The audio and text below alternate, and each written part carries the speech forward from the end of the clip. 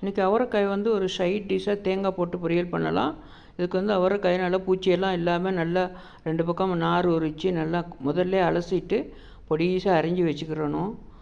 நல்லா மெல்லிசாக சின்னதாக அரிஞ்சு வச்சுக்கிட்டு என்ன செய்யணும், கடாயில் வந்து எண்ணெய் விட்டு கடுகு, சின்ன வெங்காயம் பொடிசாக வெட்டிக்கிட்டு கருவேப்பிலை போட்டுட்டு நான் வந்து 2 பச்சை மிளகாய் அதுக்கு போடுறேன். ஏன்னா பச்சை மிளகாய் வந்து நான் முழுசாக கீறிட்டு தான் போடுறேன். ஏன்னா நமக்கு அந்த காயும் பச்சையாக இருக்கும், இதையும் பச்சையாக வெட்டி போட்டோம்னா மிளகாய் கடிப்படும். அதனால் நம்ம தேவையில்லாட்டி எடுத்துடலாம். வாசனைக்காக 2 மிளகாய் முழுசாக கீறிட்டு போட்டுடுறேன். அதில் போட்டு இந்த வெட்டி வச்ச அவரைக்காயும் நல்லா அதில் போட்டு அது எண்ணெயிலே நல்லா வதங்க விட்டுறலாம். இது வந்து ஒரு ஆவியிலே வெந்துடும் அவரைக்காய், ரொம்ப நேரம் ஆகாது. அதனால் நல்லா இதிலே எண்ணெயிலே வதக்கி நல்லா வேக விட்டுறலாம். இது வெந்து வரும்போது இதுக்கு தேவையான தூள் உப்பு கொஞ்சம் போட்டுக்கிறணும்.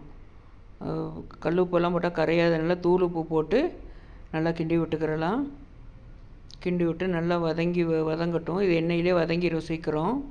வதங்கி வரும்போது என்ன செய்யணும், இதை கடைசியில் இது கொஞ்சம் தேங்காய் திருவி போடணும். தேங்காய் வந்து நம்ம இந்த சில்லு வெட்டி அரைச்செல்லாம் போடக்கூடாது.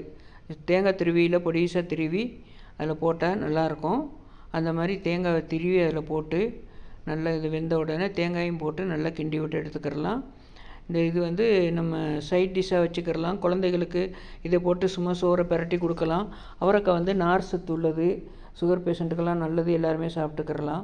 இந்த மாதிரி நார் சத்து உள்ள காயினால் இது எல்லாருமே செஞ்சு குழந்தைகளுக்கு இது அப்படியே இதில் சோறை போட்டு பிரட்டி கொடுத்தாலும் நல்லாயிருக்கும், சாப்பிட்டுக்குருவாங்க. அதனால் இந்த மாதிரி தேங்காயெல்லாம் போட்டு நல்ல ஒரு பொரியல் செஞ்சு சைட் டிஷ்ஷாக வச்சுக்கிறலாம்.